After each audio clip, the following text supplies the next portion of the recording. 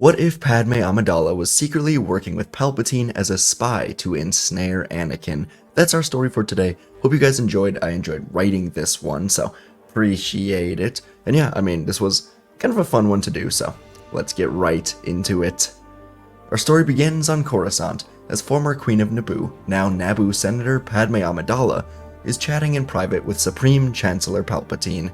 For years, since Padme began her campaign to become the Queen of Naboo, Palpatine had been secretly using the dark side to cloud her judgment, manipulate her, and bring her to hate the Republic.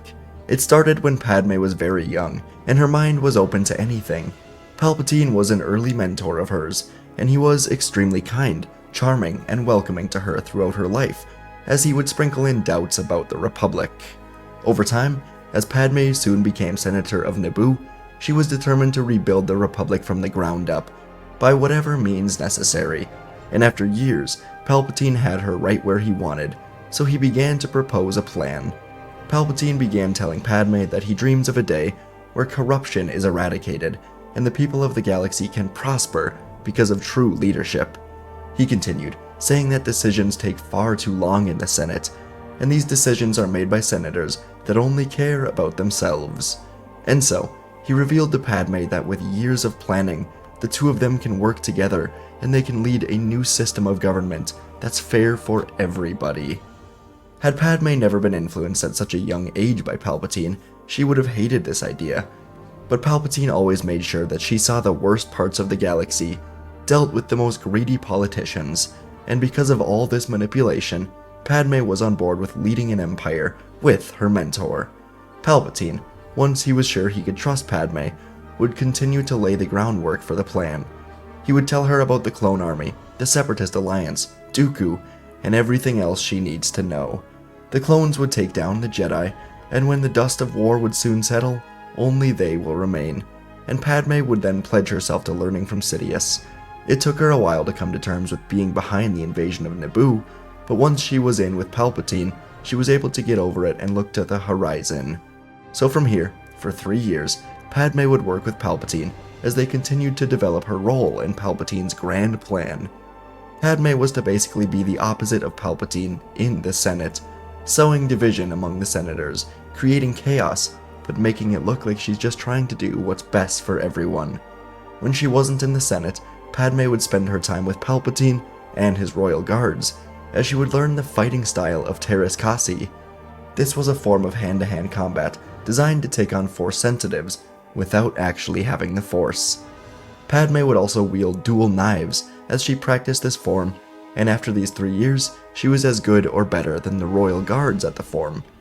She dedicated herself to this, and it would pay off in a huge way. And so after these 3 years, everything would begin to change in her life. Palpatine realized how vulnerable the young chosen one, Anakin Skywalker, was, and the young Senator Amidala was in need of protection from those opposing the Military Creation Act in the Senate.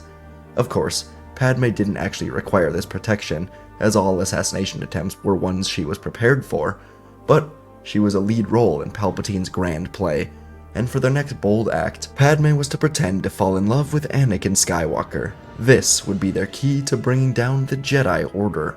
And so Palpatine and Padme were in agreement. Although she wanted to keep her focus in the Senate and on fight training, Palpatine convinced her that if Anakin comes to their side, they will be unstoppable. And so their relationship would begin. Padme would play it slow, making Anakin more desperate, and on Naboo, the two of them would eventually agree to a secret relationship. From here, the events of Attack of the Clones, the Clone Wars, and Revenge of the Sith up until Anakin learns the truth about Palpatine would be roughly the same. Padme would pretend to love Anakin through this time, leading him down a darker path, but she couldn't deny that the feelings she had began to feel real. Anakin was kind, sweet, he truly cared about her, and he had this edge to him that Padme really admired.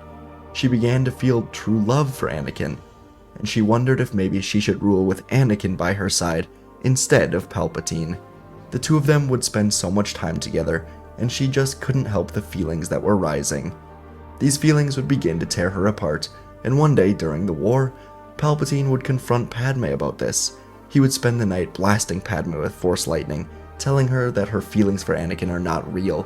He would show her that if she ever betrays or tries to kill him, he has people ready to destroy her family, destroy Naboo, and then destroy her. The day was full of pain for Padme, but Palpatine insisted that should she ever consider betraying him, he will use his full power to destroy everything she loves, while she can only watch. When it was over, Padme would spend a week recovering from the injuries, while Anakin was away in the Outer Rim, but she would have learned her lesson. She was loyal to Palpatine. Her love for Anakin is not real. So the war would go on, with Padme trying to get rid of her growing love and stay with the plan until one day the plan was ready. She'd become pregnant with Anakin's children, as she and Palpatine agreed they would be perfect heirs to their empire. And now, over the last couple days, Anakin was having nightmares about Padme dying in childbirth, and he was desperately looking for an answer. When the Jedi couldn't help him, Anakin's only answer became Palpatine, aka Darth Sidious. The plan to turn Anakin to the dark side would be successful, as he would soon cut down Mace Windu, and Order 66 would be executed. And as Anakin was going to be distracted in the temple, Darth Sidious informed Padme that it was time for her to prove herself. She would bring the 8 Red Guards and travel to Utapau, where she was instructed to ensure that Obi-Wan Kenobi cannot interfere in their plans. And so Anakin Skywalker would spend the night in the Jedi Temple with the 501st Clone Legion. The only thing on his mind was Padme. He was doing all of this for Padme. She was going to die if he didn't give himself to the dark side. Of course, he had fallen right into Padme and Palpatine's trap, and as Anakin was in the temple killing the Jedi, Padme and the Red Guards flew down to the surface of Utapau. Cody informed them that Kenobi was blown off a cliff, but they never found his body. So Padme and the Royal Guard ordered a full search for him. Eventually, he was spotted near Grievous's ship, and as he was about to get in, clone fighters flew by and blew it up. Obi-Wan was thrown backwards, then turned to see 8 Royal Guards surround him, led by Padme? This made no sense, but Padme pulled out 2 red daggers, while the Royal Guards readied their staffs. Obi-Wan's entire world was falling apart. Now he just had to survive.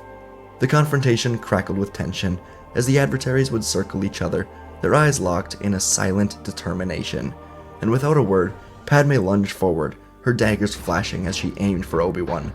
She was putting her Teräs Käsi training to the test, but Obi-Wan was able to flip over her, and he swung to injure her. With lightning-fast reflexes, Padme dodged Obi-Wan's strikes, countering with precise kicks and punches that kept him at bay. Obi-Wan was able to use the Force to push her away for a moment, but now the Royal Guards were moving in, limiting Obi-Wan's movements. They began swinging at Kenobi, and the staffs would soon cut into his arms, legs, and chest, as he struggled to fend off all 9 enemies. He was able to cut away 1 of Padme's daggers and kill 3 of the guards, but he was soon overwhelmed. He felt a spear go through his leg, then another through his back, and he fell to the ground. As Obi-Wan struggled to get up, Padme kicked him off the ledge, and he fell once more, this time without any water to save him. On Coruscant, Anakin finished his mission in the temple and was now speaking to Sidious. The Dark Lord instructed him to go to Mustafar, kill the Separatist leaders, and then the galaxy will be theirs to rule. Anakin asked where Padme was, and Sidious said he had the Red Guards take her off-world, so the Jedi could not get to her. Anakin thanked him for this, and soon took off for Mustafar. And on Utapau, Padme would soon speak to Sidious, who said everything was going according to plan, but he has a new mission for her. Go to Mustafar and kill Anakin Skywalker. Padme's voice was caught in her throat. She always assumed that Anakin would be joining them in ruling the galaxy. Part of her wanted the happy ending with Anakin, but Palpatine said that he has grown too powerful in the dark side, too unpredictable, and he must be dealt with. Padme tried to keep a stoic face, telling Palpatine it will be done, and Palpatine replied that she seems agitated, then said he wonders if her feelings on this are clear. Padme didn't speak, she just stared at him, and Palpatine continued, saying that perhaps her feeling for Anakin have left her weakened. Padme closed her eyes, then said that Anakin means nothing, and she serves only him. Together they will build the empire they dreamt of so long ago. Palpatine smiled, and ended the call, and so Padme flew to Mustafar alone with her mission. And Anakin Skywalker stood on a bridge on Mustafar, overlooking the lava, realizing everything he's done. And he's done it all for Padme, to save her. She would understand that with his new powers they could rule together, with their children. Everything would work out, he told himself. And soon enough, Padme's ship began descending down to the landing platform. A surprise, to be sure, but a welcome one. Anakin ran to her, and the two of them hugged for what seemed like forever. Anakin was hugging onto the woman that he was trying to save, and Padme was hugging the man she was ordered to kill. When they broke apart, Anakin noticed Padme was crying, but Padme just said she was so worried about him, and was glad he is safe. There was a madness about Anakin, as slaughtering hundreds, if not thousands of innocents will do that to someone, and he was rambling about how the two of them can kill Palpatine and take his place. Make things the way they want them to be. Padme grabbed Anakin's hand and guided him to the edge of the platform. Nothing but lava was below them, and Padme said that everything could be perfect with them together. She said they could rule together, build a castle on every planet for them, and she pointed in the distance, saying they could even have one here. Anakin was imagining it all, his life with Padme, and the children in a peaceful galaxy. It would be perfect. He was happy again, for the first time in a long time. But in a single moment, Padme swiped her dagger through the back of Anakin's neck, and then through his spine and into his heart. Anakin gasped, blood filling his throat, and he fell to his knees, turned to see Padme one last time, and he fell into the lava below, wondering if any of it was ever real. Padme couldn't watch him fall. She closed her eyes, telling herself she did the right thing. Anakin was far too gone in the darkness, but it was her fault. It was beginning to tear her apart, but she couldn't betray Palpatine. He threatened her family and the entirety of Naboo if she betrayed him. So, with a somber feeling, she flew back to Coruscant, where she would finally take her place as the Emperor's hand. From here, the Empire would go on to rule without the influence of the Jedi. Yoda was in exile, and anyone else who survived was in hiding. Padme would become the much more public face of the Empire as the war came to an end and peace was established. With her at the forefront, senators that opposed Palpatine and liked Padme would begin to come together under this empire. While Palpatine would spend time with his experiments in the Force, Padme would handle being the face of it all. Padme would force herself to let go of Anakin and bring forth the peace that she always wanted. Luke and Leia would be born and trained by Sidious. The children of the Chosen One would take Anakin's place in all of this, born to protect the Empire. And for around 18 years, the Empire would reign under Padme and Palpatine, until one night, Luke and Leia would kill Palpatine in his sleep. Padme had been planting seeds in their mind for years, telling them that Palpatine was dangerous, that he killed their father, and that this was necessary. This would be framed as a death from natural causes with Palpatine's age, and Padme would step in as ruler of the Empire, with her children helping maintain it, with the two of them set to be the heirs to the Empire. And this rule of this family would go on for many, many years. And folks, that is our story today. Another quicker one. I guess I've been doing fairly quick ones lately. What do we got here? Anyways, hope you guys enjoyed this video. I sure did. Appreciate you checking in.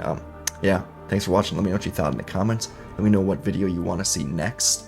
So we've got the next one coming out on Saturday. But yeah, much appreciated. Thanks for watching, and I'll see you in the next video.